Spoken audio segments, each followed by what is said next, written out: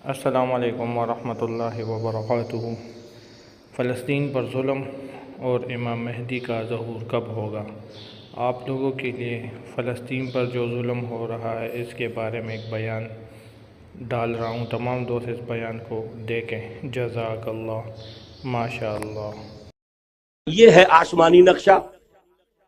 یہ اللہ فرما رہے واللہ متم نورہ ویاب اللہ الا یتم نورہ لیظہرہ علی الدین کلہ ولو کرہ المشرکون۔ یہ اللہ کا فیصلہ ہے۔ ادھر یریدون لیطفئوہ ہے، یہ زمینی نقشہ ہے۔ اب شکل کیا ہے؟ اب میں آپ سے عرض کر دوں کہ ان دونوں کے مابین جو خلا نظر آ رہا ہے، کوئی شخص یقین کے ساتھ نہیں کہہ سکتا کہ اب حالات کا کیا رخ ہوگا، اس لیے کہ ظاہر بات ہے قرآن مجید میں مستقبل کے بارے میں خود حضور سے کہلوایا گیا، وَإِنْ أَدْرِي أَقَرِيبٌ أَمْ بَعِيدٌ مَا تُوعَدُونَ۔ لوگوں مجھے معلوم نہیں ہے کہ جس بات کی تمہیں خبر دی جا رہی ہے وہ قریب آ چکا ہے یا دور ہے۔ وَإِنْ أَدْرِي لَعَلَّهُ فِتْنَةٌ لَكُمْ وَمَتَاعٌ إِلَىٰ حِينٍ۔ اور میں نہیں جانتا، ہو سکتا ہے اللہ کچھ اور مہلت دے دے تمہیں، اور کچھ اور آزمائش جو ہے اس کے لیے تمہارے لیے کوئی اور مہلت عطا فرما دے، ہو سکتا ہے۔ تو میں بھی کسی دعوے سے نہیں کہہ رہا، لیکن دو امکانات ہیں۔ امکان نمبر ایک کیا ہے؟ ابھی عالم اسلام کا ایک سالڈ بلاک ہے جو یہودی ورلڈ آرڈر کی نگاہوں میں کھٹک رہا ہے۔ میں کھٹکتا ہوں دل یزداں میں کانٹے کی طرح۔ اگرچہ ان کی اسٹریٹجی کیا ہے؟ ایک ایک کر کے ان کے حصے بکھرے کر کے تیا پانچا کرو۔ ابھی وہ بلاک کون سا ہے؟ ایران ہے، افغانستان ہے، پاکستان ہے، اور روسی ترکستان سے آزاد ہونے والی جو ریاستیں ہیں، یہ ایک سالڈ بلاک۔ یہ عجمی مسلمان عربی نہیں، عربی گئے، یہ نوٹ کر لیجئے، اس لیے کہ عربوں کو اللہ نے فضیلت دی تھی، محمد ان میں سے تھے صلی اللہ علیہ وسلم، یہ رتبہ بلند ملا جن کو مل گیا۔ لیکن ساتھ ہی اللہ نے دھمکی بھی دے دی تھی سورہ محمد میں، ان تتولوا یستبدل قوما غیرکم، اگر تم پیٹھ دکھا دو گے اس مشن کو جو ہم نے تمہارے حوالے کیا ہے، تمہیں ہٹائیں گے، کسی اور کو لے آئیں گے۔ اور یہ بات ہو چکی ہے 13ویں صدی عیسوی میں، 1258 میں، جب سقوط بغداد ہوا ہے، عربوں کے ہاتھ سے عالم اسلام کی قیادت چھین لی گئی، معذور کر دی گئی۔ اس کے بعد قیادت کن کے ہاتھوں میں آئی؟ ترکوں کے ہاتھ میں۔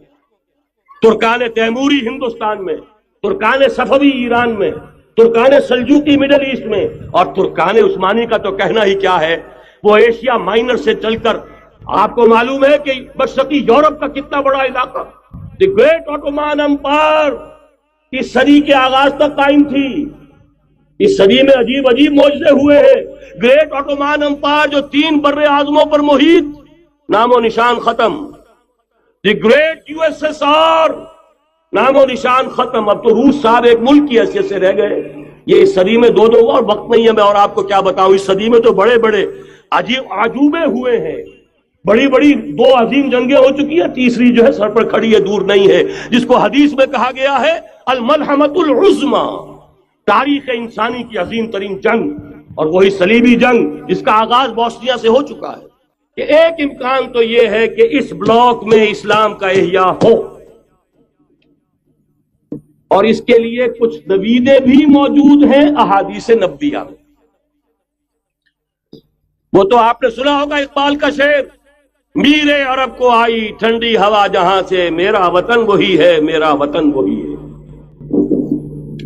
حدیث میں آتا ہے یخرج ناس من المشرق یؤتون للمہدی، یعنی سلطان ہی، مشرق سے فوجیں نکلیں گی کہ جو کہ مہدی کی حکومت قائم کریں گی۔ یہ مہدی اہل تشیع کے مہدی اور ہیں، ہمارے مہدی اور ہیں۔ اہل تشیع کے عقیدے کے مطابق ان کے بعد میں امام جو روپوش ہو گئے تھے وہ امام مہدی ہے، وہ ظاہر ہو جائیں گے، ابھی امام غائب ہیں، پھر وہ ظاہر ہو جائیں گے۔ ہمارے نزدیک یہ مہدی پیدا ہوں گے یا ہو چکے ہوں، اور یہ ہوں گے حضرت فاطمہ کی نسل ہی سے رضی اللہ تعالی عنہا، لیکن عالم عرب کے اندر پھر ایک طاقت بن کر ابھریں گے، باطل کی قوتوں کے خلاف جہاد کریں گے، لیکن ان کو مدد آئے گی 2 طرف سے، ایک زمینی مدد آئے گی مشرق سے، ایک آسمانی مدد آئے گی عیسیٰ ابن مریم کا نزول، حضرت مسیح علیہ الصلوۃ والسلام جو زندہ آسمان پر اٹھائے گئے تھے نازل ہوں گے، اور در حقیقت ان دو مددوں کے نتیجے میں پھر یہود کا قلع قمع ہوگا، اور یہی گریٹر اسرائیل ان کا گریٹر گریو یارڈ بن کر رہے گا، عظیم تر قبرستان بن کر رہے گا۔ اس کی بڑی واضح حدیثیں موجود ہیں، اس کی بڑی تفصیلی خبریں موجود ہیں، یہ احادیث کی کتب کے اندر، بدقسمتی سے ہماری اس کی طرف توجہ نہیں ہے۔ اور خراسان حضور کے زمانے میں آج کے افغانستان کا نام، یہ افغانستان میں جو جہاد ہوا ہے، غلطیاں ہوئی ہیں اور غلطیوں کا خمیازہ بھگت رہے ہیں، لیکن جتنا خون یہاں پر خلوص کے ساتھ دیا گیا ہے اس کی مقدار بھی کم نہیں ہے، یہاں سے خیر برآمد ہوگا۔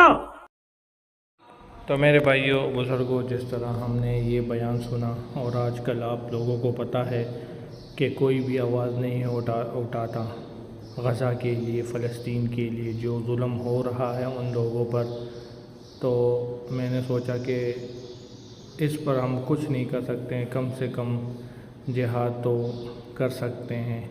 اگر جہاد کے لیے نہیں جا سکتے تو بیان ڈال سکتے ہیں کہ لوگوں تک تو اس کی رہنمائی ہو اور ان مظلوموں پر ظلم نہ ہو۔